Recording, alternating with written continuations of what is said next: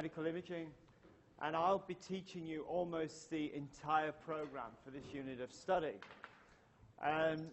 Now, just to give you a little bit of background on this, and firstly, welcome to the whole program of radiography, this graduate entry program in radiography, and welcome to this unit of study. Now, I know that for a number of you, physics isn't going to be the most interesting proposition you're going to have over the next few months, but we'll try and make it as interesting as possible. In this program, you have 3 physics modules. Okay, you have mine, which is this semester, and that's known as MRSC 5045. You will have 2 more, one in the next semester, which is known as MRSC 5038. Okay, and then you will have one next year, which is known as MRSC 5039. Okay, in this one, I teach you the basic physics. Okay, I also teach you how to generate X-rays. At the end of this module, you will know how X-rays are produced. You'll know the quality of X-rays. You'll know their characteristics. You'll know how they produce a medical image. And you'll also know a little bit about digital imaging and the whole sort of process in arriving at an image on a monitor. And at the end of it, you'll be able to evaluate that image, both in physical terms, but also clinically. Okay. In the next module, it's much more about digital image processing, digital systems, and CT and MRI. Okay, that's the module later on this year. And next year, you'll be doing more digital imaging, stuff on specialized procedures, image manipulation, and image storage. Okay? So the bottom line is this unit of study is the fundamental, will provide the fundamental knowledge you need to have to be able to understand other units of study. So you would be foolish not to attend as many classes as you can. I don't really mind if you're here or not, but it's in your interest. The other reason why it's useful to attend is you'll find, and if you've looked at my handouts already, which some of you have got in front of you, you realize there is a scant amount of information on the overheads. So you'll need me to explain what's on the overheads. Okay. The way we work is, if you have any issues, have any difficulties, any problems, you stop me, you interrupt, you contradict me, you do whatever you like, but you don't go on unless you understand, because the course is built on you understanding the previous knowledge. So please, no question, I don't mind any question you present. You can either do it in class, you can do it after class, you can do it between classes, but the bottom line is I will give you every opportunity you need to understand this module. I understand that there are people out there terrified of physics. I know there are people out there who don't have any physics whatsoever. We did a study, I come from Dublin in Ireland, and we did a study 20 years ago and showed that those individuals who don't have physics do better in this module than those who do have physics, because those who have physics assume they know what they need to know, whereas this is quite specialized. Okay? So don't be afraid at all if you haven't done physics. The bottom line is, if you fail this module, it's your fault. Not mine, because I will give you everything you need to know. I'll go over it as many times as you need it to get you through this module. In 25 years, I've never had a failed student, so please don't challenge that record. Okay. So I expect you all to pass, but it does require you really stopping and telling me when you don't understand anything. Okay? And I don't mind going through something 10 times. If I have to go through it 10 times, it means that I haven't taught it well enough in the first place. So please stop me, and we can go through whatever you need to go through. In terms of assessment, the only reason students ever learn is that they can pass the exams. Okay, that's a well-proven fact, you know. It's all in your unit of study. Okay, there are 2 assessments to this module. One is a group assessment which can be popular or unpopular depending how well you work with groups, and there will be always groups that will be unhappy with this arrangement, and that happens every year. But that's just, you know what life is. We have to work in groups. That contributes, I think, to 40% of your final mark. And that occurs, the dates are given, but it occurs, you submit it in week 7, and then you present it. And each one of you will be presenting something regarding your submission, and you'll be given all the information regarding the submission. Presentations is something that you don't like, okay? There's a study done in Lancaster in the UK about, must be about 12 years ago, that shows that students would prefer to have elective surgery than present in front of their peers. So I don't expect you to really relish the thought of presenting, but I bet, again, it's part of what the stuff you have to do when you graduate. So that's 40%, and then the final exam, which is simply going to be 2 questions, of which you answer both, will be 60%. They'll be essay-type questions. Okay. Don't worry about the exam or the presentation. I will give you every piece of information you need to pass the exam. Where I sort of suggest you need to go a bit further, I'll refer you to papers and so on, and please feel free to read whatever papers you want. The people who get the 90s, and people do get 90s in this subject, are those that have done additional reading, but in terms of passing it and getting a good pass, if you understand everything I tell you, then you should have no problems whatsoever. Okay, the key thing is understanding it, and not necessarily memorizing it. If you understand it, you can work through the questions. Okay. All right. I think, has anyone any questions at this stage? We'll take it as slowly as you need. We can stop, we can start at your own pace.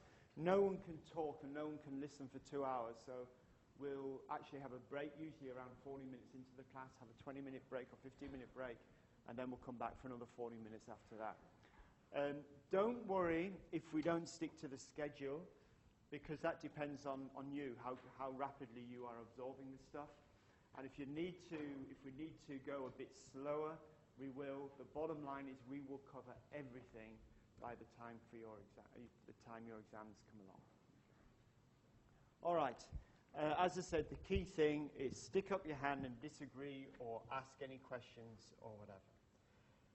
This first class, at the end of this class, you will be able to understand the basic physics that you need to know for the next stage. Now, for those who have done physics, you will know this, okay? And I apologize for that, but I always try and cater for those people who haven't done physics. So you will understand this, those who haven't done physics. It's fairly basic physics. But you'll see how in the next class, some of the stuff I talk about is fundamentally important. When we get into the generation of X-rays and the interactions that occur within an X-ray tube, you have to understand some of these things that we'll talk about today. So, 3 main topics we'll cover today. Atomic physics, we'll cover electromagnetic radiation, and we'll cover radioactivity and decay schemes.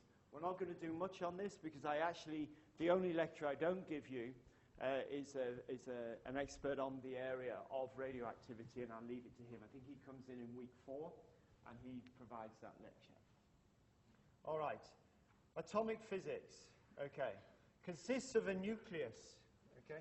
Now, they've arranged this year, which is a bit silly that I can no longer write. You'll find I write a lot. I can no longer, I've already done this, okay, so I can't do that. So I have to go over here. So those people over there may next week decide you might want to come over this. Actually, there's more of you on this side, so maybe I should write over here. Okay, so you have a nucleus, okay? And we'll talk. Pardon, that mightn't be good either. Okay, let's see.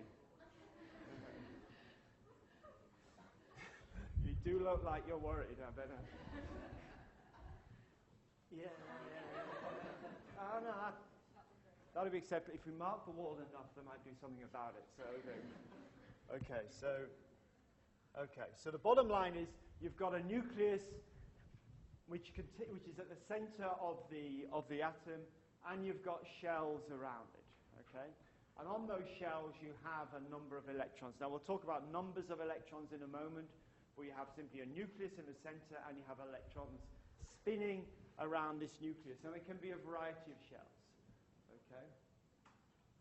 And the number, as I say, the number of electrons we'll talk about in a minute. Okay. We call these shells letters. So the inner shell, the shell closest to the nucleus, is known as a K-shell electron. Now that's a term you're going to hear me say many, many times. Because to understand the interaction, because at the end of this you're also going to understand why X-rays are dangerous. Okay? Every time, and this is an important principle, every time you X-ray someone, you are introducing a cancer risk. Okay? You are increasing the chances that that patient will get cancer. That's the bottom line. Now, I'm immediately backing that up by saying that the risk is absolutely tiny, particularly the doses that we're talking about. Okay? But there is a risk. You will understand that risk, and you'll be able to put numbers on that risk. So if a patient comes into you with their 6-year-old boy, and the boy needs a pelvis examination and says, what is the chances that there's going to be a cancer induced in my boy or into his offspring, you'll be able to answer that question, and you'll be able to give precise numbers for that question. Now, whether they understand your numbers is another thing, because people don't understand risk. They buy the lottery ticket every week thinking this is going to be the week. Okay? You know, so the understanding the risk is critical for you to be able to do, but you don't expect the patient to understand those values, but that's another story. So you will have to understand that the particularly important one as far as we're concerned is the K-shell electron. That's the inner shell electron, okay? So please be aware of that, and we'll come back to that again, okay? The atom is neutral, and I'm going to talk about this nucleus in a minute, okay? The atom is neutral if the negative charge of the electrons, that's the first thing, electrons are negative, if they have a negative charge. If the negative charge of the electrons equals the positive charge within the nucleus, the atom is neutral. It doesn't mean that it's stable. Stability is something else which we'll come back to, but it means it's neutral. So remember, the nucleus is positive, the electrons are negative, and this is why you have these electrons rotating around here. There is an attraction force that keeps them in those particular shells. Now, what keeps them particularly in the shell is something known as the binding energy of that electron, which I will explain later on. So all you need to know at this stage, for those who haven't done physics, there's a nucleus in the center. There are electrons orbiting this nucleus, and the electrons are held into their specific K, L, M, N shells, whatever, by the binding energy of that electron. Okay, small positively charged mass at center. Now the size. Now, I sort of roughly drew this nucleus here. If you can imagine this, imagine that's about 10 centimeters. Okay, the outer shell electron, or the outer shell of that atom, is probably sitting somewhere between Lidcombe Station and Central Station. Okay, that's the relative size of an atom. The nucleus is tiny. So if this is the nucleus, if this is the actual physical size of the nucleus, which obviously it isn't, you would find that the outer shell electron would be somewhere down at Lidcombe Station. So in other words, the nucleus takes up only a very, very tiny part of the overall size of the atom. in reality, the total size of an atom is something like 10 to the minus 10 meters in diameter. 10 to the minus 10 meters in diameter. And those who are unsure what that means, it's written something like 10 to the minus 10 meters in diameter. What that means is it's 1 over 10 billion. Okay, meters. Okay, if you prefer to deal in millimeters, then it's 1/10,000,000th of a millimeter wide. Okay, so we're talking about something that's very, very small. And obviously that depends on the type of atom it is and how many shells it has. The components of a nucleus, okay, and you've got to understand this because this will start becoming important. The key two components of a nucleus are protons and neutrons, okay? A proton is positive, and therefore what is going to happen if you had the protons in there on their own? Those who've done physics, what's going to happen? Yep, they're going to repel each other. Protons, any similar charge wants to sort of split, okay? So you need the neutrons in there to neutralize this sort of positive repulsion, okay? So you've got protons in there that are positive, and then you've got neutrons in there that are aiming to balance that desire to try and repel each other. What is the exception? What element does not have a neutron? Well done. Hydrogen does not have a neutron because it only has one proton in there. If you've got one proton in there, it's not going to repel itself, so there's no need for a neutron. Okay, so hydrogen doesn't have a neutron. All other elements will have hydrogen. For those who haven't done physics, is the smallest element, having only one proton and one electron. You don't need a neutron, but normally you do have neutrons. Other things are quarks. Quarks are sort of fundamental. People used to think the nucleus was the smallest part. In fact, then they discovered protons and neutrons. Then they discovered that there were quarks. Now, quarks have never been physically seen in reality, but they're assumed to be there through modeling. And what you get is well, there are 6 types of quarks, okay? But the 2 key types of quarks, anyone?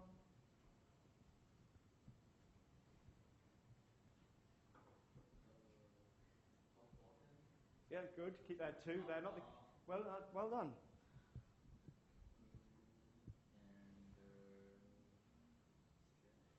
Which one? S. Yeah, and there's one more. If anyone's got any problems in physics, this is the guy to go to. Okay. There are 6. That's the other one you haven't remembered, which is the easiest one to remember. Is called the charm quark. Okay, which is quite an interesting name. But anyway, the key ones are up quarks or down quarks. So you get up quarks or down quarks. The up quark is positively charged. The down quark is negatively charged. Now, protons and neutrons are made of 3 types of... I've got 3 quarks. The proton has got... I get this right. Has got 2 up quarks and 1 down quark. Okay. And to confuse it just a little bit more, which immediately, when you see that, if the up one is positive, you can see that this is positive, okay? But the up quark has a positivity of 2/3. It's called 2/3, okay? It's actually 2/3 of an electron charge, okay?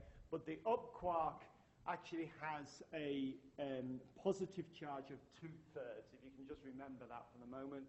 and the down quark has a negativity of 1/3. Okay. So for those who have got some arithmetic, what is the net sort of output from a proton? Well done, it's 1. Okay, you've got a positive, so a proton will give you 1 positive charge. Okay. Anyone not see that? It's just basically the building blocks. You don't even have to worry about quarks, but if you know this sort of thing, it kind of makes you, it allows you to remember other stuff. Okay, so 2 up quarks, 1 down quark. A neutron, on the other hand, has 1 up quark and 2 down quarks. Okay, don't worry, it's not going to get much more complicated than this for today. Okay. So what's the result here? 0. It's neutral. Okay, we said right at the beginning that a neutron was neutral. Okay, and that's why it's neutral. Neutral is because of why this is positive, the proton. Why the proton is positive, and this is the neutron is neutral, is because of its makeup with quarks. Okay. And there are other quarks. These are known as baryon arrangements. You've got mesons, which are known as bosons, and which I'm not going to get into whatsoever. You don't need to get into. But if you hear physicists referring to the God's particle, okay, they're talking about bosons, for example. Okay, so that's just something. If you want to read about it, do. It won't be of any relevance to you for this module. Well, you've got the bottom line is, remember these two, protons and neutrons, positive, neutral. Remember they're made up of quarks. The next thing you've got is a neutrino. Okay.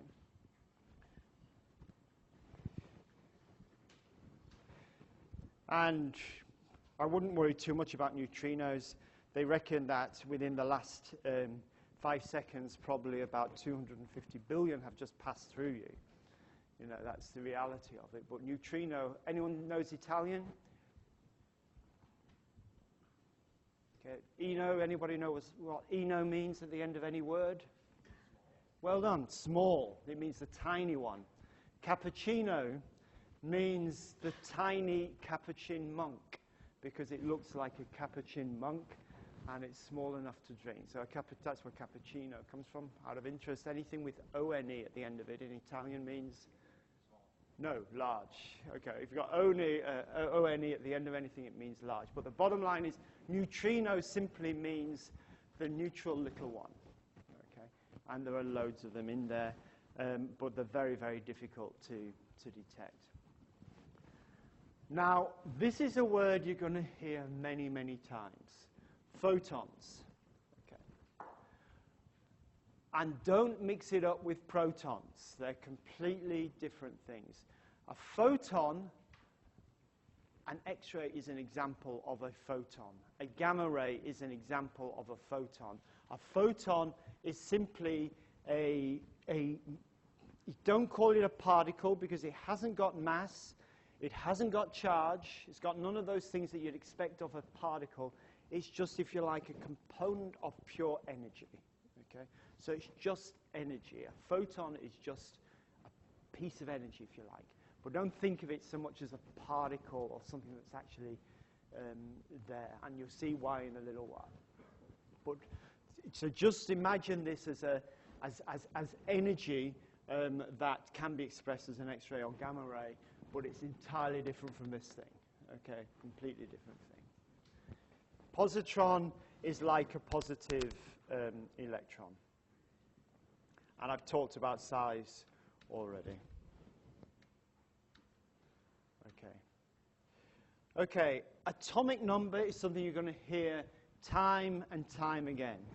Atomic number is simply the number of protons in the nucleus. So your atomic number, whenever you see the word atomic number, that's simply calculated from the number of protons within the nucleus.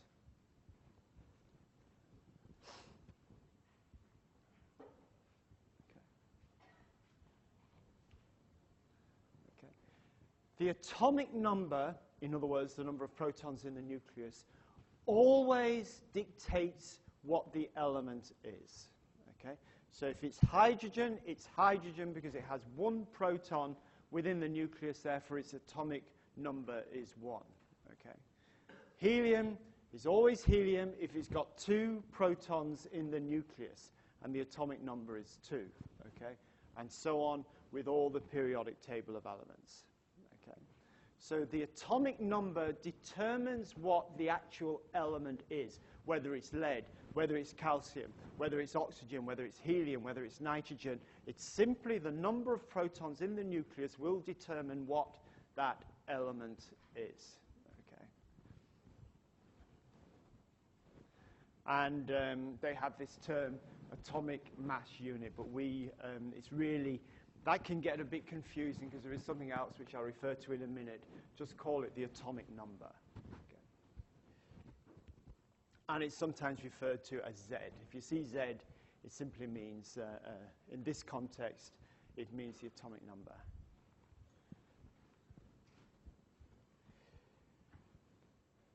Atomic mass, which is referred to with an A, okay, is what is the atomic mass? Those who've done physics?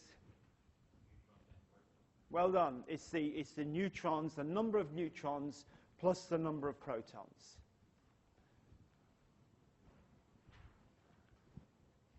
The number of neutrons plus the number of protons.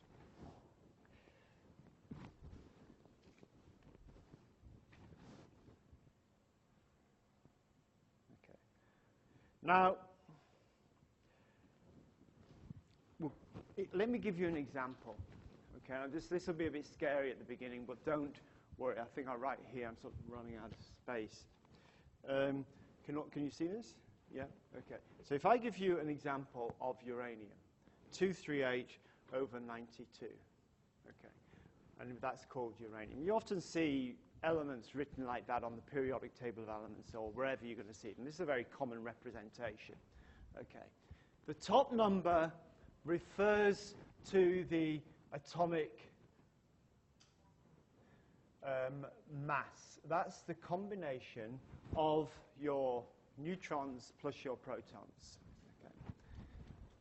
This refers to your atomic number. Okay. This, as I said to you a few minutes ago, dictates what the element is. It will determine whether it's uranium. Because it's got 92 there, it's got to be uranium. Okay? This determines the isotope of that element. Okay? The isotope is like the variant of that element, and that isotope can be radioactive. Okay? Often, not all isotopes are, but if you've got an imbalance between the number of neutrons and the number of protons, you can get instability, which has to be released. You've got to get rid of that instability. Those with the basic arithmetic will see there's instability here, because if this is the number of protons, you've got far more neutrons going on in here then. Okay, because if you take 92 from this to find the number of neutrons, you'll find it's not equal to 92. Okay. Now, this is uranium, which is known as 238. Okay? And in fact, about 99.93% of the world's uranium is in this form. Okay? That is no good for making a nuclear bomb. Okay, I know this isn't very relevant to your pursuits, but it's no good for making a nuclear bomb. What happens is you have uranium-235, which is used for making bombs, if you like, and that has about a 0.7%. Okay, so there's far less of this stuff than this stuff. But the reason I'm telling you this, the critical reason I'm telling you this, it's still uranium because the atomic number hasn't changed. The atomic number is still the same, but it's behaving in a very different type of way. Okay? And therefore, it's important to be aware that you have atomic number, which determines the element, will determine. If it's always 92, then it will go on and always be uranium. However, if this changes, and indeed eventually this will change after many, many years, it will change to 206 over 82, which is, anyone know what the atomic number 82 represents? That is pushing it a bit. Yeah, well done, lead. Another physics fellow, go and see, okay? Lead, okay, lead's going to be important to us. We're going to come back to lead a lot, okay? But now it's a different element, okay, because it's got a different atomic number. So just be aware of what the atomic number dictates and what the atomic mass dictates. By the way, in terms of half-life, we talk about how many years does it take to go from this stage to this stage, and in this stage it's 4.5 billion years, okay, to actually naturally change from this state to this state, okay. So, and this is why you've got far less of it than you have of the other stuff. Okay, isotope. So the isotope is determined by your atomic mass. That can be unstable, and we'll talk more about radioactivity when Peter Kench comes along in, I think it's week 4, to talk to you about that. But the bottom line is, if it is unstable, it's got to get stable. Its sole goal of an isotope is to become stable. From the moment that this is formed, from the beginning of time, it's trying to reach this level of stability. This is, lead is stable, okay? It's trying to reach this level of stability. So it's constantly giving off different things to reach this level of stability, and that's what radioactivity means. Radioactivity, when you hear about radioactivity or radioactive isotopes or nuclear medicine or any of these things, all it is they've got a product that wants to reach stability, and it's giving off radiation as a result to try and achieve stability. So nuclear medicine is completely different from what we're doing here. Nuclear medicine is about putting into the body some substance in a very measured and clinical way that is releasing a certain amount of radiation that we can then measure. We know and if we know that, we can attach it to different molecules. So if we want to see the kidney, we can attach it to a molecule that when we inject it into the body, it'll go to the kidney. And then therefore we can actually see the kidney will glow, if you like, and we can actually see what's going on in the kidney. Very good for functional stuff. Some of you will have heard of PET scanning. If you like, PET, positron emission tomography, PET scanning, which we're not covering in this course to any depth. But that's another version of that. It's a very, very clever one, which they attach to glucose in this case, okay, which emits positrons, again, trying to achieve some sort of stability. Attached to glucose, cancer cells want glucose. They're proliferating, they're active, they've got a high metabolic rate, higher than normal tissue. So they will absorb the glucose. So you preferentially see these dividing, excited cancer cells as opposed to the normal tissue. It doesn't work for the brain because the brain is very sort of excited as well, and it will absorb lots of sugar. But just be aware of it. All we do in imaging is a sort of clever manipulation of things like this so we can see what we want to see. Okay. X-rays are different. X-rays are external. Nuclear medicine and radioactive isotopes are about internally introducing these things, and then they emit from within the body. X-rays start outside the body and go through and come out the other side. Okay. Any questions so far? Okay. We'll stop in about 7 or 8 minutes. All these are listed in the periodic table, however, okay. Something called effective atomic numbers are also necessary. What I've told you is everything that physicists will know about, and you can just get going, and I advise you, and it would be useful for you if you get a periodic table of elements and just put it up somewhere. Have it stored somewhere, because you're going to be constantly, I'm going to be asking you the atomic number of calcium, for example. Why is calcium, why is bone seen on an X-ray and not the soft tissue? Okay? And it's all about atomic number. Atomic number dictates everything we do. Okay? Every time we X-ray someone, every time, and people forget this, every time we X-ray someone, what we're trying to do is match the energies of the X-ray beam the energies of the X-ray beam, and I'll talk lots about this, to the characteristics, to the atomic number of the structure you're looking at, you want to see. If you can match your energies of the X-ray beam to your atomic number, you get maximum absorption. Not quite the atomic number, but atomic number is good enough at this stage. You get maximum absorption. And that's why when Röntgen X-rayed his wife's hand in 1895, and look it up, it's still a magnificent image. When Röntgen X-rayed his wife's hand, what you could see is beautifully the bones in her hand, but you saw none of the soft tissues around it. Okay? And that's because the X-rays were matched to the calcium within the bones of the body, and that's what allowed us to see what we needed to see. Now, the other thing I'll say at this stage, which you can forget at this stage, but we'll come back to it, is that our X-ray machines that you will be using when you graduate, and be using before you graduate, are extremely crude things, because they produce, every time you X-ray someone, you produce a beam that has many energies in it. Okay, it has some really high energies, some very low energies, and so on. I'll talk much more about that.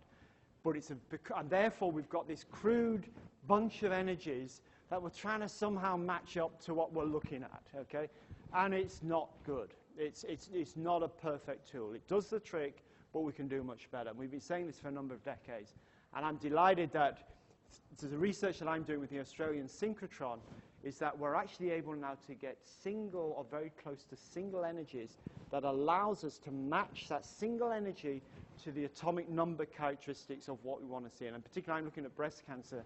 We're trying to match that single energy. And once we do that, we get far better detail. And we're hoping to run the first ever patient trial on this in 2020. But at the moment, you're stuck with the normal X-ray machine, and you've got to understand that it's got a range of energies that's crude and doesn't allow you a perfect sort of imaging structure, imaging arrangement. Okay, I'm coming back to this now. Effective atomic numbers. You know the atomic numbers? They're precise. You've got calcium, it's got 20. You know that hydrogen, it's got 1. You know lead's got 82. You've got uranium at 92. You've got very precise. You've got an element, you've got an atomic number. The problem is if I X-ray this lady's head here, for example, where does that how is that relevant? Okay, because I'm X-raying soft tissue, I'm X-raying cartilage, I'm X-raying bone, I'm X-raying hair, I'm X-raying brain. All of these things are compositions of lots of atomic numbers. Okay, so if I wanted to see, for example, her eyes, I wanted to X-ray her eyes. How do I get the right energy to suit that? How do I understand the atomic number of her eyes?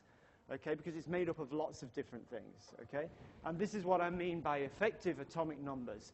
And we do have effective atomic numbers, which takes into consideration the different structures that the X-ray will interact with. So I'm just going to give you some numbers here. Some of these you should try and remember. I'll tell you which ones you should try and remember.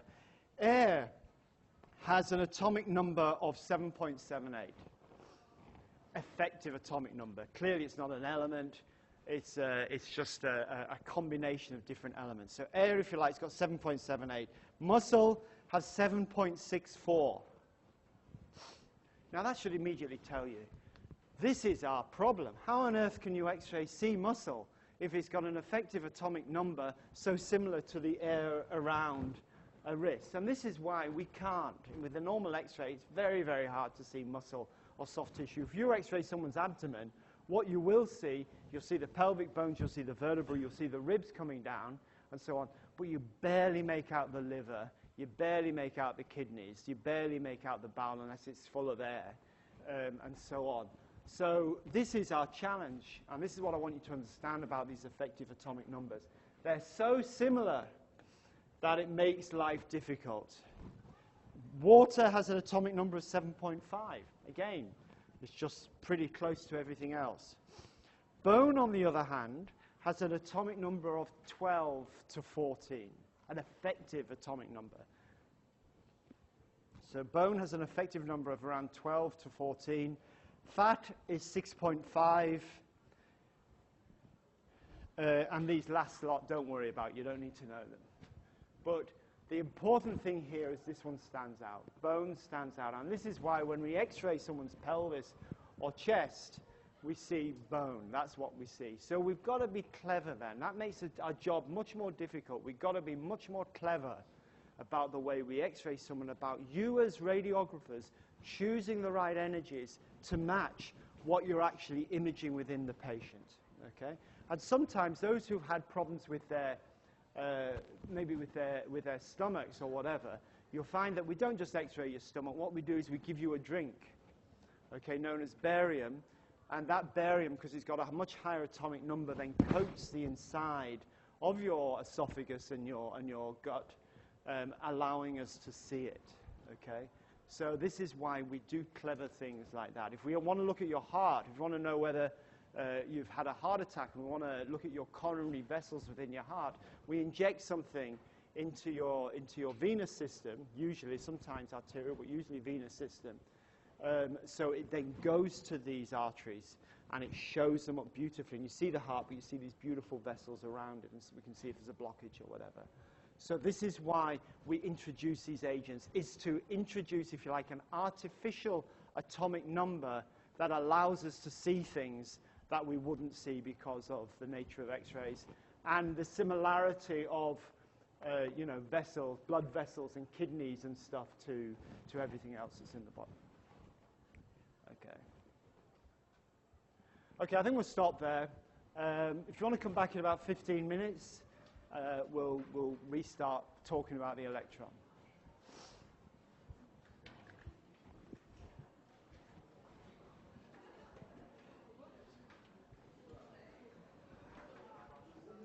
I understand the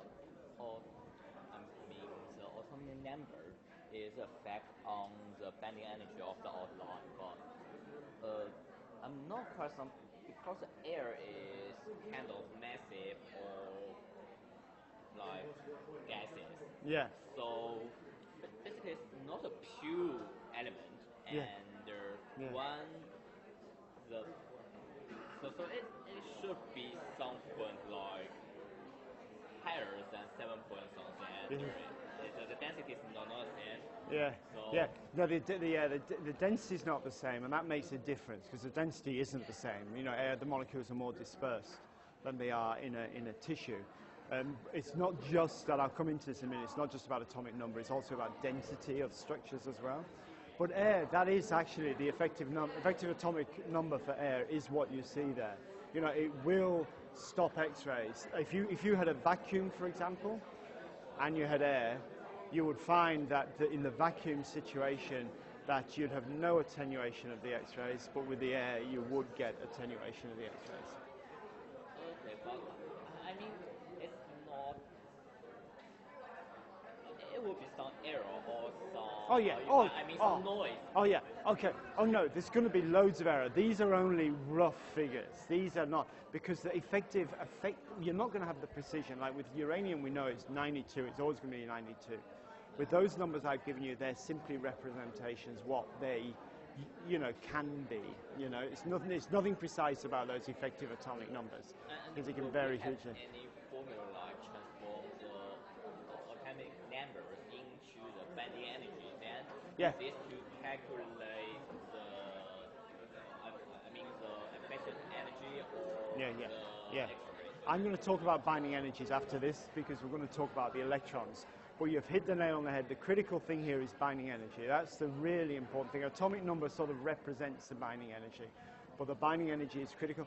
There isn't a formula, but there is. You can download a table that will give you, for every element, that's got the binding energies. Because I've done part physics, and at that time, when I try to, calculate this star, sometimes it's error and there is uncertainty inside, and it's quite big uncertainty. Yeah. No, it is. There will definitely be errors with this, but with the binding energy, there is no error.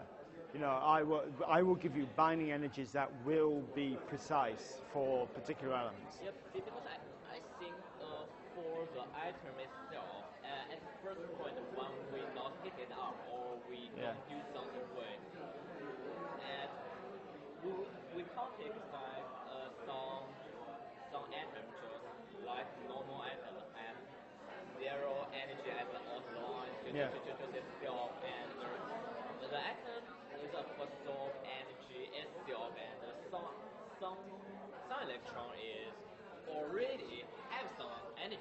Because the heat, I mean the movement, kinetic energy. Kinetic energy.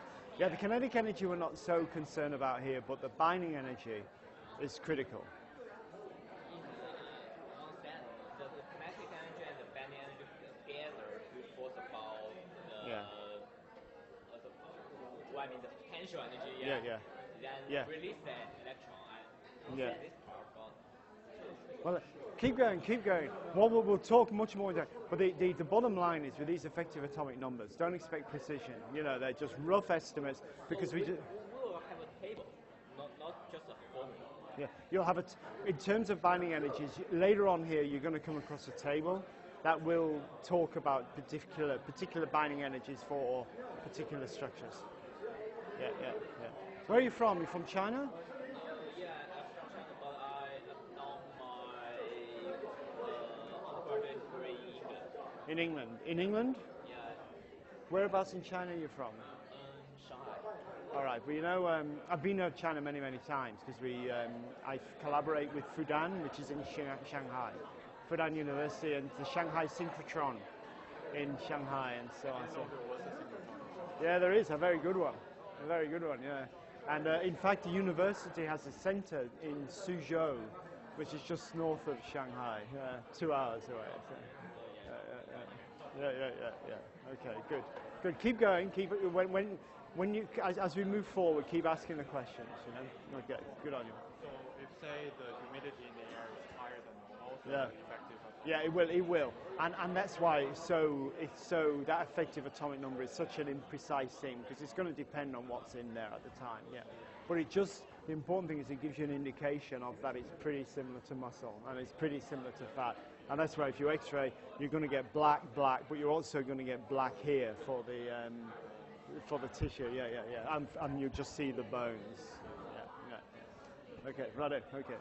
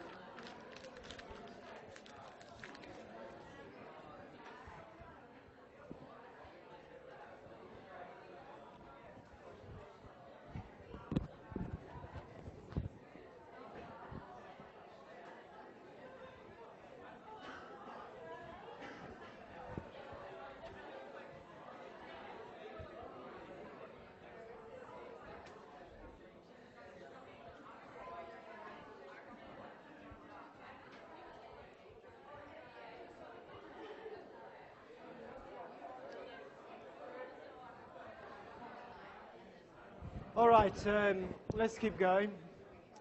We'll try and finish this topic today if we can, but hopefully we'll get you away well before 12. Okay, so electrons. You now know, just recap on what you do know, and we've gone through a fair bit this morning. You know about the sort of overall structure of the atom. Those who haven't done physics, you know there's a nucleus, you know there's an electron. You know about the nucleus, you know about its component parts. It's proton, it's neutron, it's quarks, it's neutrino, it's photon, and so on. You know about atomic number, which is critically important that you do understand about the atomic number and what it dictates. You know about atomic mass and a little bit about radioactive isotopes, and we'll come back to that, as I said, in week 4, I think it is. All right, so let's just focus a little bit more on the electron. And at this stage, we've been through most of this. It's a negatively charged particle, okay? So it is a particle. It's not like we talked about the photon not being a particle as such, but the electron is, and the proton is, and the neutron is, and so on.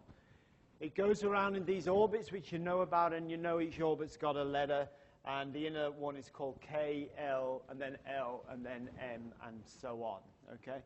You will keep hearing me refer to K-shell electrons. This gentleman came up and was already talking about K-shell electrons. K-shell electrons are critically important for your understanding about how X-rays are absorbed within the human body and how they cause effects to the individual. And we'll go through all of this. At the end of this module, you'll fully understand why radiation, not just X-rays. Remember, X-rays, which we're talking about here, is only one of a number of types of radiations, and we'll look at that briefly later on today, I think.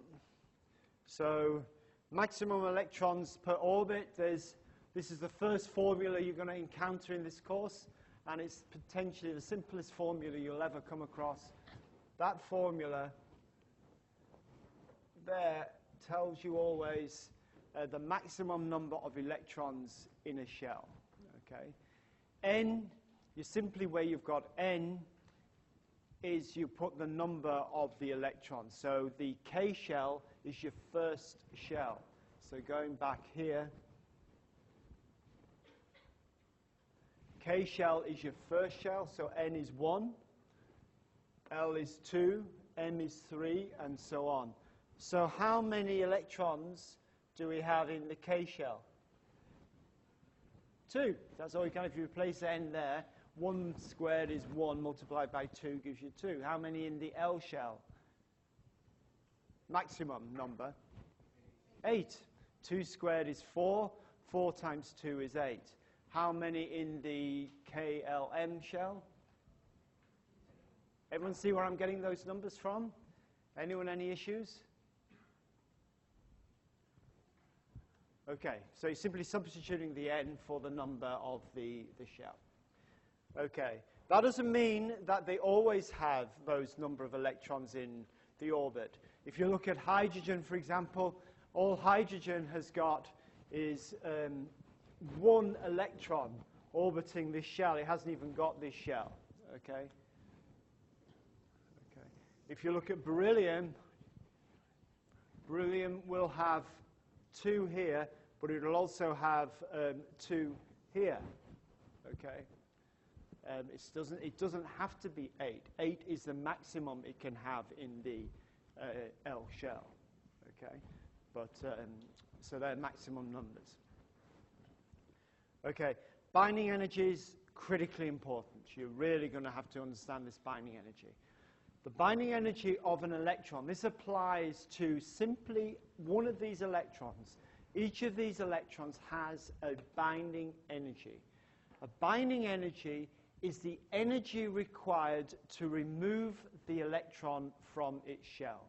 It's the energy required to remove an electron from its shell.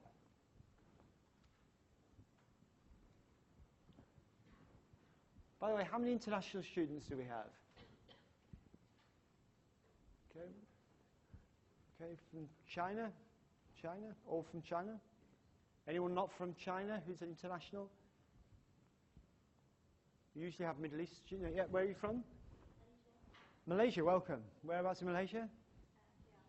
Okay. And someone else? Did someone else put up the hand up? No? So we've got Malaysian, we've got Chinese, and we've got Australians. Anything else? Yeah, good. New Zealand, okay. That's still... okay, we'll still let you in, okay? That's good. It's great to have international students. In fact, we don't have as many this year as we usually have. I used to be the Associate Dean for International Students for Health, and so I take a particular interest in that. So great to see you and welcome. Okay, binding energies. It's the energy required to remove an electron from a particular shell. Okay.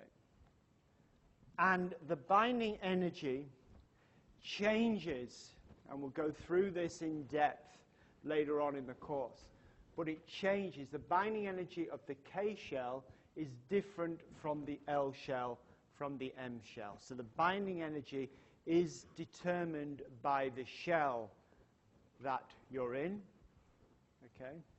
Obviously, and you can imagine that binding energy is about the attraction force to the nucleus. So the greater you are away from the nucleus, the binding energy is going to change, okay? So obviously, this has got higher binding energy than this, and so on, okay? So it depends, the binding energy depends on the shell in which the electrons are, and it also depends on the actual element that we're talking about. So a K-shell binding energy for tungsten is quite different from the K-shell binding energy for calcium. Okay. And that makes sense as well, because you know the nucleus is going to be profoundly different with tungsten. It's going to have a much bigger nucleus with many more protons in there than you would have with calcium, for example. So the binding energy is determined by the shell in which the electron is in, and it's determined by the element that you're talking about, okay? And therefore, it's critically important, and that's all that relates completely to, because to see something in the body, you've got to absorb the X-ray, okay? Imagine the X-ray, so you've got my hand, you've got the X-rays coming in here. To see anything in this hand, you've got to absorb the X-rays. Otherwise, the X-rays are just, you've got sort of a, not quite homogeneous, but except it's homogeneous for the moment.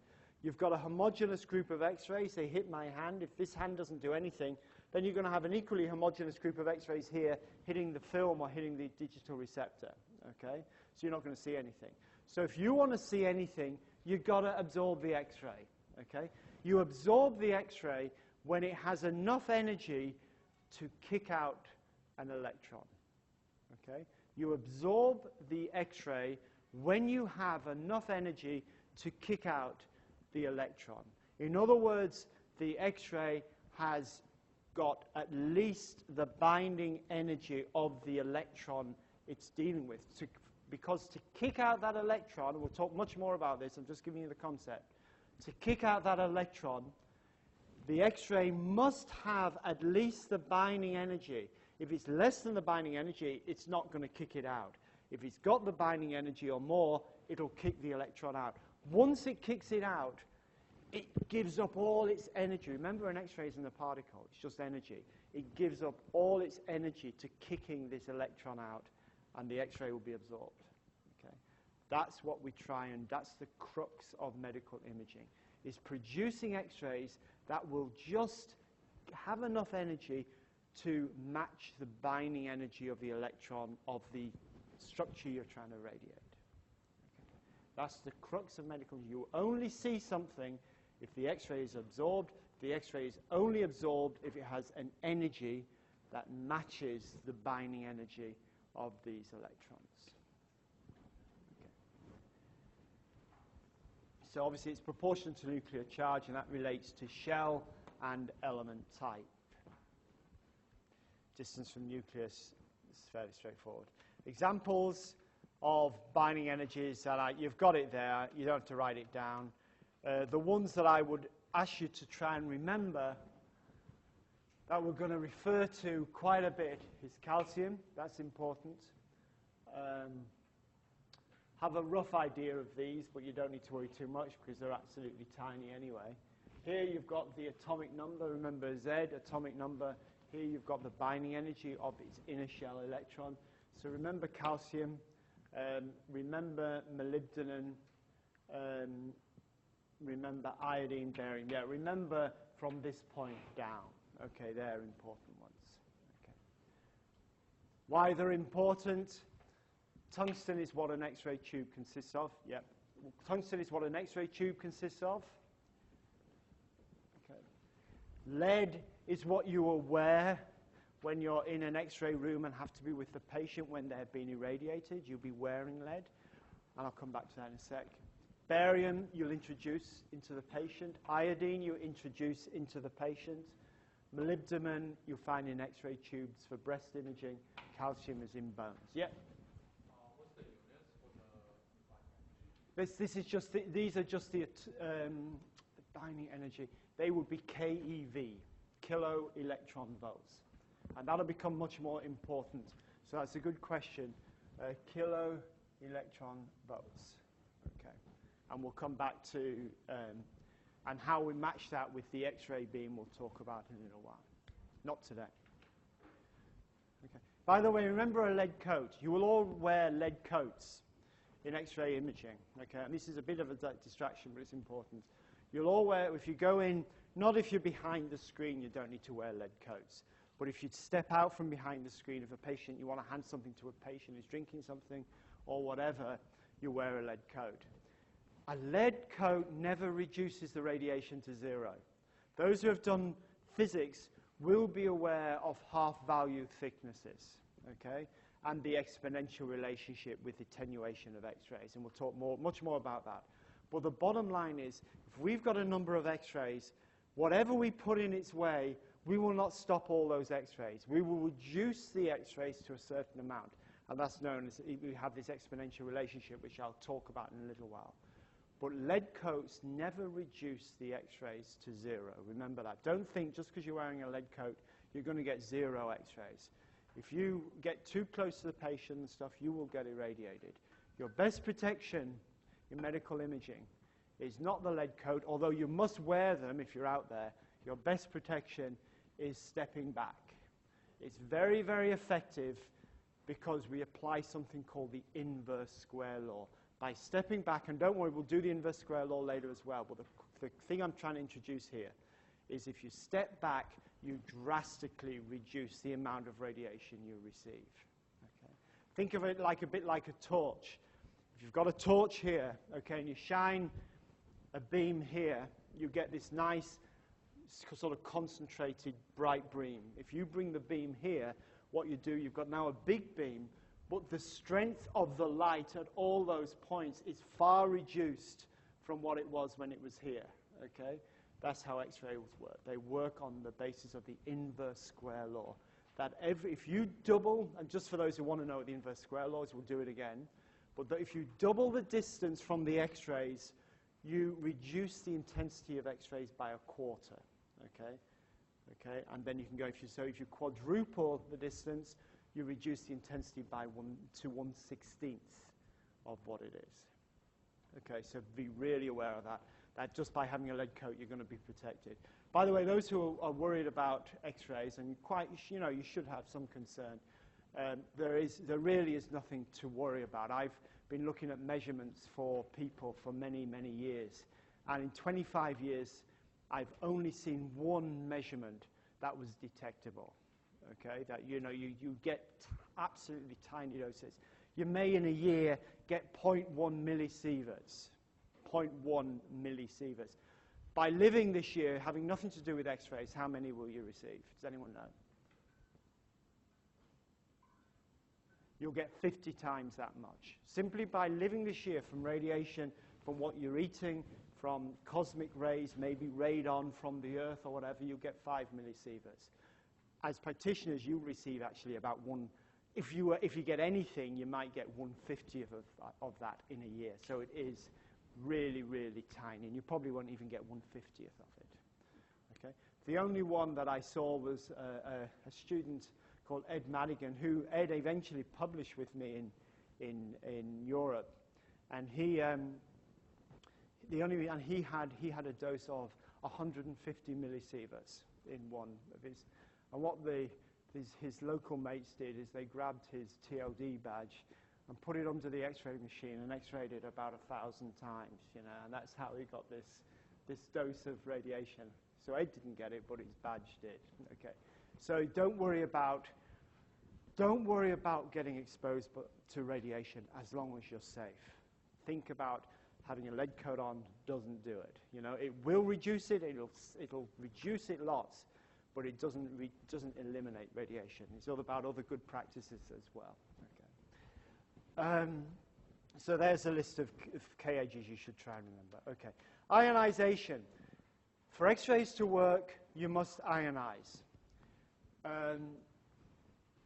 Ionization, what I said to you there about kicking an electron out of its shell, that's ionization, okay? That's what ionization means, is when you have enough energy to ionize. So ionize is simply a fancy word when you remove an electron from one of the shells of the atom, okay? And if you remove an electron from a shell, it means that now you've got two ions. Okay, if you remove an electron from a shell, you've got two ions. You've got the negatively charged electron, which has gone somewhere, and then you've got the relatively positive atom that has remained because it's lost a negative charge. So it's more positive than it was previously. So every ionization produces an ion pair, a negative structure and a relatively positive structure. Energy is needed for ionization. You've got to, and that is what X-rays do. X-rays will provide that energy, which is good because then we see things, which is bad because it makes changes to your DNA and stuff because of those ionizations, and therefore you induce this possibility of a cancer later on in life, but that possibility is absolutely tiny, and we'll talk about those risks. Like the dose, if you X-ray someone's abdomen, the dose from that is probably about 1, and I'll talk to you all about the dose units and go through those logically, but it's about 1 millisievert, okay? Put it into context. So that's an abdomen, 1 millisievert. From living this year, you'll receive 5, okay? So again, the doses are very low compared with the doses that everybody's going to receive anyway, you know, from just living. In radiation therapy, however, it's a different kettle of fish. Where I said 1 millisievert there, with radiation therapy, you're talking about 60,000 times that dose, okay? Because what we're doing there is trying to kill cancers, okay? But obviously that's not relevant to you guys, or not directly relevant to what we're talking about here. Okay. Ionization is a positive and negative ions. You produce these ions. You get electron movement, you've kicked the electron out of its shell. Okay. As well as that, and I don't want to get too much into this now because we'll talk a bit more later on, but supposing this X-ray comes in here and hits this electron, ionizes the atom, kicks this electron out, okay? Okay, what's going to happen next? Anyone? Yeah, you're going to get decay, but why? Yeah, you are going to get rapid decay, but there's a step that has to happen before you get that decay. What's going to happen? Remember your formula. How many electrons should be in that inner shell? Now there's only 1. So what's going to happen? Yes, you're going to get a transferring of electrons. You cannot have an electron in here if there's only 1 electron here. You can't have an electron in the L shell if you've only got 1 in the K shell. You've got to move into position. You'll move into position.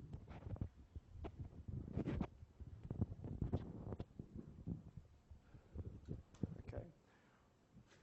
Any problem with that? From what you've learned so far, you should see a problem with that. Pardon? It could be. It could be. I'm simplifying it. You're absolutely right. In this case, which I think I was drawing beryllium at the time, you wouldn't have an out-of-the-shell electron. You'd only have those two shells.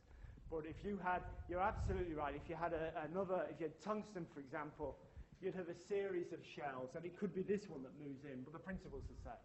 It could be that one. What happens next?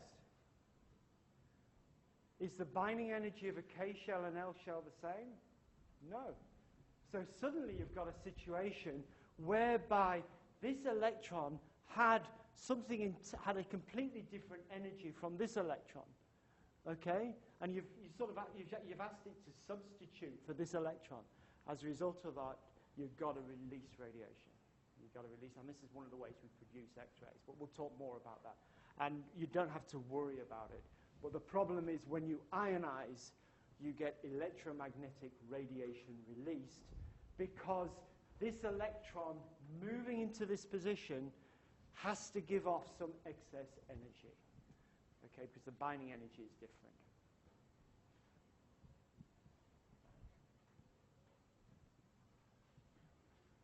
Okay. And I call it characteristic because it's characteristic of the difference between those binding energies. And that's characteristic of the element, of the shell, and so on that we talked about before. Because those binding energies depend on the element, depend on the shell, and so on. So it's characteristic of that particular, in this case I was just drawing beryllium, but it's characteristic of that particular element. Okay. Okay, keep with me for another 15, 20 minutes, then we'll call it a day. Okay.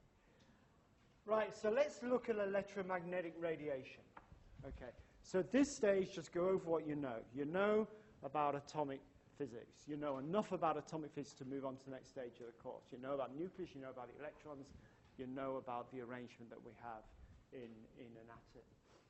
Electromagnetic radiation, firstly, it's all about us.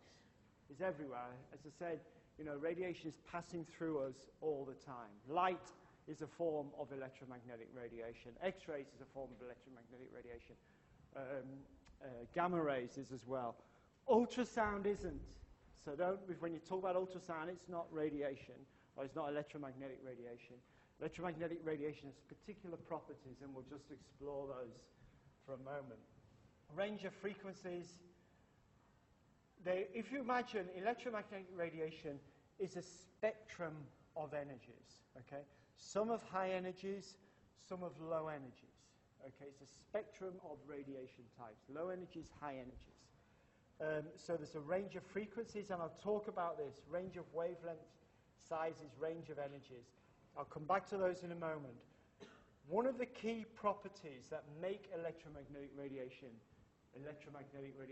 is that it is unaffected by magnetic or electrical fields.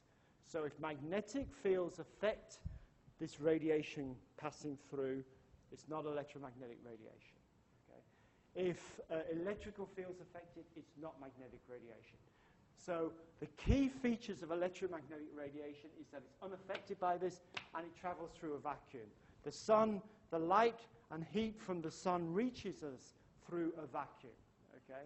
We don't need particles to transmit like we do with sound. We don't need particles to transmit things. I'm not sure what this is. Okay. Absorption follows an exponential law. Okay. The fair bit in that slide, let's just go through that. Range of frequencies. If you can imagine each of these radiation types, whether it's light, whether it's X-rays, whether it's gamma rays, whether it's radio waves is another example of this. They have, if you look at the next page, they have a variety of wavelengths. Okay, each has a waveform. As you move from radio waves, which are long waves, okay, long waves, and you get the actual distance here of the wavelength. Radio waves can be 10 to the 3 meters.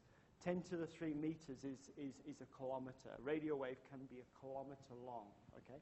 One wave. Remember what a wave is? It's just from, so that is a total wave. Okay, that can be, for a radio wave, it can be a kilometer long. For X-rays, it can be 10 to the minus 10 meters long. Okay, that is 1/10,000,000th of a meter. Okay, so it has a variety of wavelengths. The critical thing is, the shorter the wavelength, the higher the intensity. No, we're going to talk about intensity later on. Intensity, think of intensity slightly different. Okay, intensity is simply the number of wavelengths you've got, a number of waves you've got. Well done, frequency. But I just said frequency. We're not going to deal with frequency much in this program. But basically, you can imagine if these are two different, so that distance is the same. This is radio waves. If this is X-rays, we're going to get something much more like that, okay? But that means one wavelength now, from here to here, is happening more often than this one. So it's just an inverse thing. The longer the wavelength, the shorter the frequency. It has to be. Okay? The shorter the wavelength, the more times that's going to happen within a particular distance. Okay? And the important thing is, the higher the frequency, the higher the energy of the X-rays, of the electromagnetic radiation. And that's why we don't use radio waves to visualize people. We use X-rays to visualize people because they have the energy required to do that stuff to the binding energy electrons that we talked about earlier. Okay. So that's why we use X-rays. You can say, well, why don't we use gamma rays? Okay. Well, their energy is just too high for those interactions within the body that we need. Okay? So that's why we use X-rays, is because they have the frequency, the wavelength characteristic, and the energy that we want if we're going to actually see through people. Okay, so coming back here, you can see now we had a range of frequencies, we had a range of wavelengths, and we had a range of energies. And energy is proportional to the frequency, and these were the properties that we talked about. I'll just go to the next slide, I think, first. Okay, now I'll come back to that. Okay. I keep talking about exponential laws. Let me just talk about what I mean here.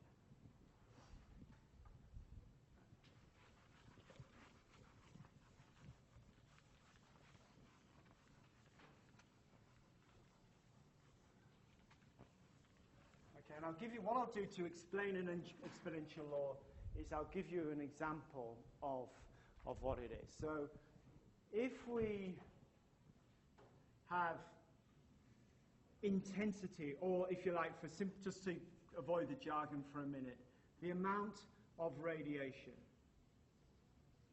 Okay, amount of radiation.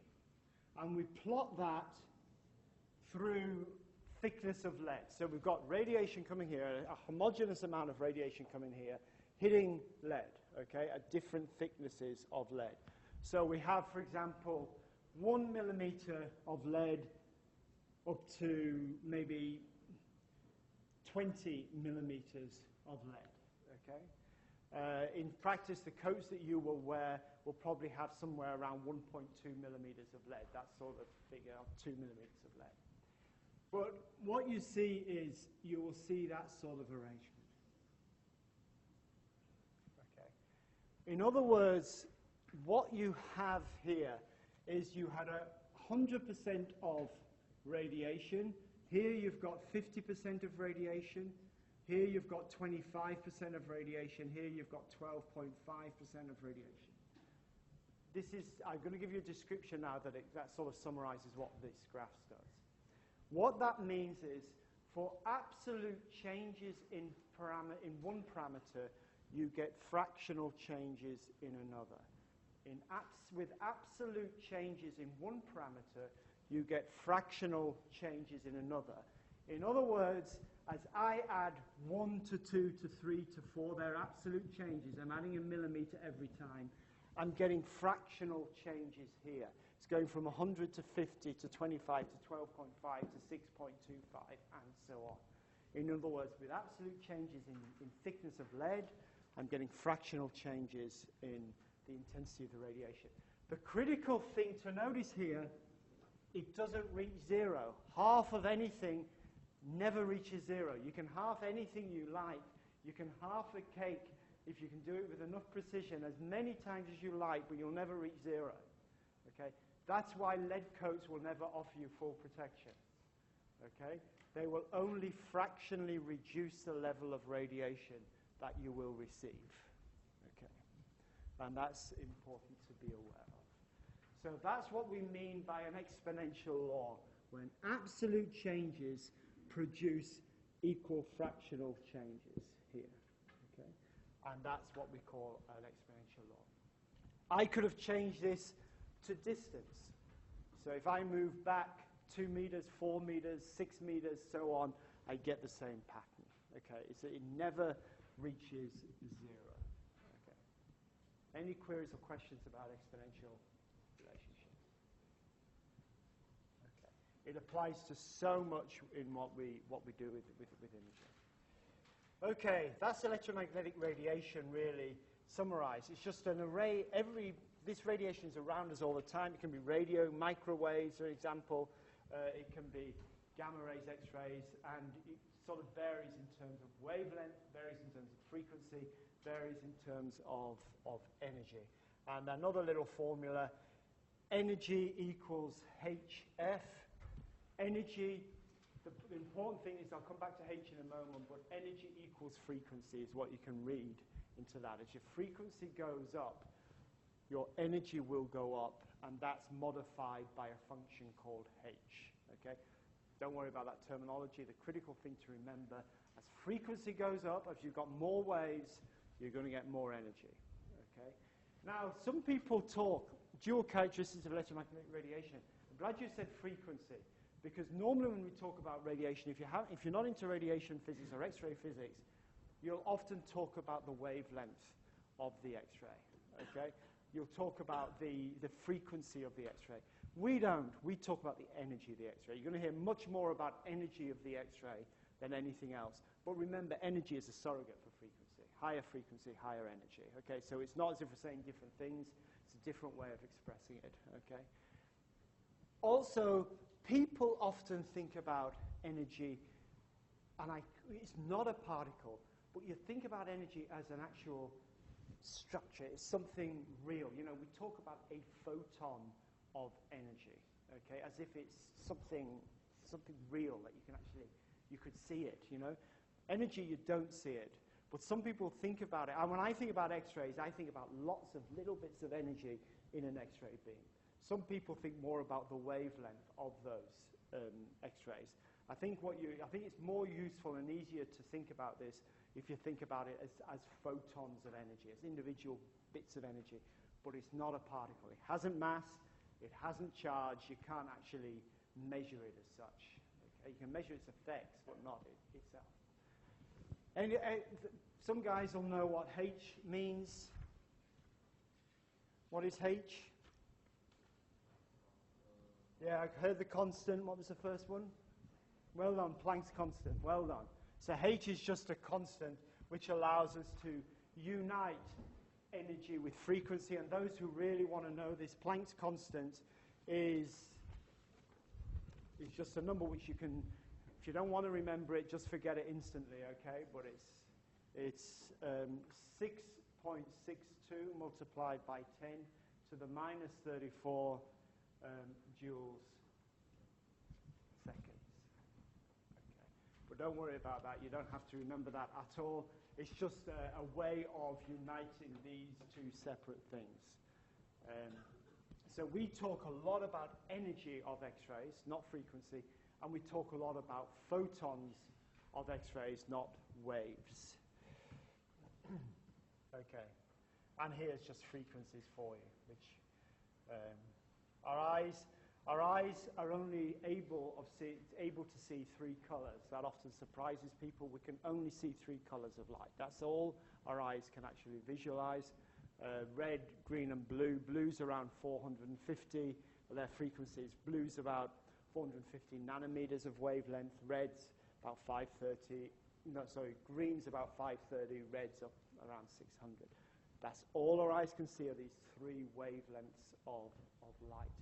And because you now know that wavelength is the inverse of frequency, you can actually, that's another way of expressing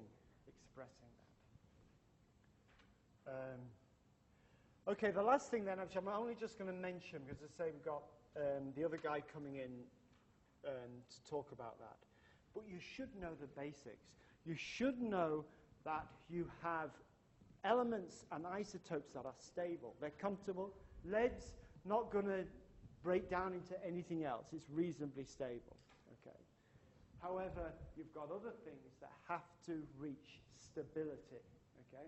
And therefore, to achieve stability, they've got to do something. Uranium's constantly emitting radiation. Okay. And to do that, if you've got an unstable isotope, an isotope like uranium, it's got to decay. It's got to give off radiation. It's just trying to reach that goal of stability. Sometimes it can take billions of years. Sometimes it can take fractions of a second. It depends on the particular isotope that you're talking about. In medicine, you can imagine you've got to get a balance. There's no point putting in something that's only going to decay so gradually over a billion years. It's not going to be much use for emitting radiation within the patient. But then if you have something that's too fast, okay, then by the time you've got it into the patient, it's decayed into almost nothing. Okay? So it's getting this balance. And this is one of the problems you'll often hear say, well, why don't we have a PET CT in Mudgee? You know? And the reason why we can't often, not that Mudgee wouldn't be able to afford it anyway, but the real reason is we can't get the isotopes generated and get it up to Mudgee in time to get it into the patient to allow the radiation to be given off. It'll be gone too quickly. So radioactivity can sort of be over a period of many years, fractions of seconds, but we try and operate over a few hours or at least several minutes.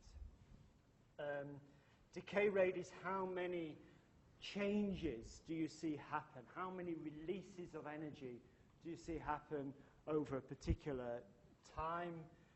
So we talk about disintegrations per second. Can anyone tell me the unit of disintegrations per second? Or at least the SI unit for disintegrations per second. Okay, 1 disintegration per second, that just simply means 1 attempt at giving off a piece of radioactivity to get to the next stage. How many amounts of gamma rays or whatever it's producing does it give a second? 1 disintegration per second is known as a becquerel. Okay, and those who have heard, and you're going to get a plethora of units in imaging. You're going to hear about the Gray, you're going to hear about the Sievert, you're going to hear about the Röntgen, the RAD, the REM, and so on. I'll go through all of that at a later date, and we'll go through them in a fairly logical way. Here you've got the becquerel, and some of you will know the old unit, which is known as the Curie, after Madame Curie, her pioneering work at the start of the last century. And that's just the relationship between a Curie and a becquerel. Okay? Remember, 1 becquerel equals 1 disintegration per second.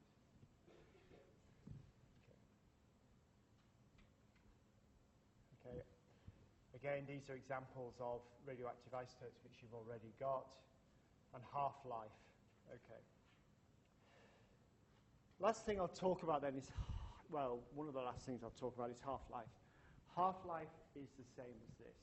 If you can imagine, instead, when you've got a radioactive substance, how rapidly does it decay? How rapidly does it give off its radiation or halve its intensity of radiation? And instead of millimeters of lead here, you just have time. This could be 1 hour, this could be 20 hours for a particular substance, and it simply tells you at what time will you halve the level of radiation. So if this was 1 hour and you started off at 100% radiation with a particular structure, you go to 50%, you drop it down, and here you would find a value of around 90 minutes. Okay, so on that graph, the half value, or the half-life is 90 minutes. Okay, it's the time taken to reduce the radiation that it's emitting by half. It's the time taken to reduce the intensity of radiation by half. It again follows this exponential law. So you can't say how long it's going to last for. It's like lead. It will go on forever, okay, because we're fractionally reducing. It's a bit like the lead attenuation. We're fractionally reducing the intensity of radiation. So you can't calculate its total lifespan, but you can say that when will the radiation be reduced, the intensity of the radiation be reduced by half. So half-life is the time taken for a given activity to reach half its initial value, okay, which follows the exponential curve. Okay. Just a couple again, just stick with me for 3 or 4 minutes, then we'll be finished. 3 terms here: physical, biological, effective half-life. Physical is if this is a decaying structure, okay, and it has so much activity within it, okay, what is the time for this structure to reduce its activity by half, okay, which is what we've just been saying. What is the time taken for this structure to reduce its activity by half? That's the physical half-life of this. If now I introduce this structure into this gentleman here, okay, the biological half-life is how long does it take him to get rid of half this structure within his body, okay? So in other words, how long does it take for him to pee out half of the substance that we've introduced, okay? So that would be the biological half-life. The effective half-life is a combination of those 2 things. It takes into consideration the physical half-life of the structure you've introduced. It takes into consideration the biological half-life, how quickly does it get rid of it, and then it finally gives an effective half-life, about how much radiation that we've introduced into the body, how long will it take for that radiation to be reduced by half, which is a combination of him peeing it out and a combination of the actual element that is decaying. Okay, so those 3 things are important. But as I said, you'll go over all this radioactivity at a later date. And that's that same graph that I've been so this is your original value, and this is your half-life, then the next half-life, and the next half-life, and so on. And this is your time intervals in equal amounts. Okay, and there's just examples which you have. And basically, the last thing I'll say is to achieve stability, to get this uranium down to this lead, or to get the technetium-99m that will be introduced into your body down to a stable molybdenum. It's just another route. You can give off 3 types of radiations. Okay, you can give off alpha particles, which are, anyone know what an alpha particle is? What it's very similar to? What is it? What did you say? It sounded good. Yeah, helium. Helium, yeah. It's the equivalent of a helium nucleus. So an alpha particle is exactly the same as a helium nucleus.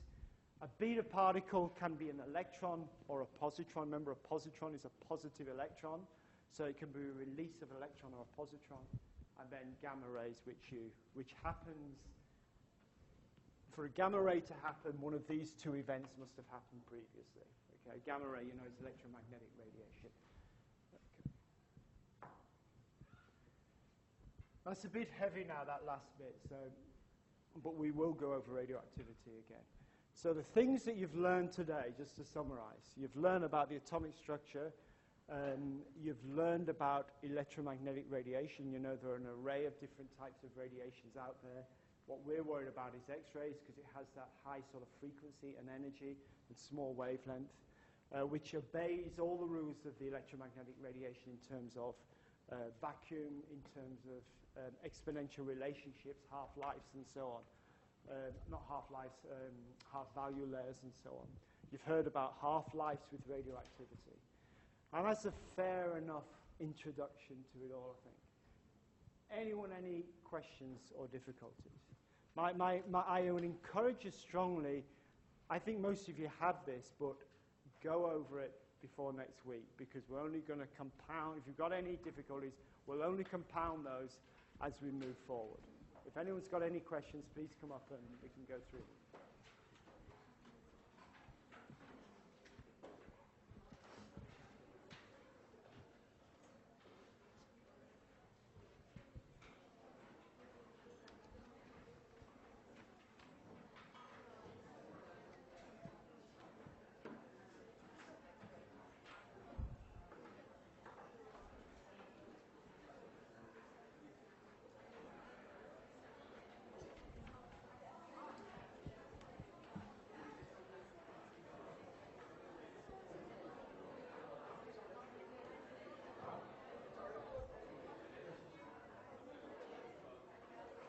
Hello. Here says binding energy. K shell die over the L shell exists to the N shell. When the X-ray hit the K shell's electrons, so it will be kicked out. So the L shell don't need to go to the K shell either. Need to absorb energy to reach. That's very good. That's a very good question. It's always someone asks this question every year. Yeah. And I don't know, have you done physics? Okay, I wouldn't worry about it, but the bottom line is, what I said to you is absolutely true. But what's important to remember is these are negative energies. So negative 15 is actually bigger than negative 50. So this is why it has surplus energy. So that's actually Okay. Yeah, that's okay. That's all right. Okay. Hi, how are you? Do I recognise you from somewhere? You look familiar. You've never seen me before, have you? No. I recognise your face somewhere. I haven't got this one. Okay. It just means that if you had radiation, if you had X-rays or gamma rays coming through, sorry, get rid of this thing, and you put magnets, or you put electrical charge on either side of it, with certain types of radiation, certain types of energies and radiations, it would pull it off to the side. This one, it won't. It won't. It's completely neutral because electromagnetic radiation doesn't have charge. It's not going to be pulled to one side or another by this. Does that make sense? Yeah, it does. Okay. Thank you. Okay. Right. Just a quick question on ionization. Yeah. Is it always the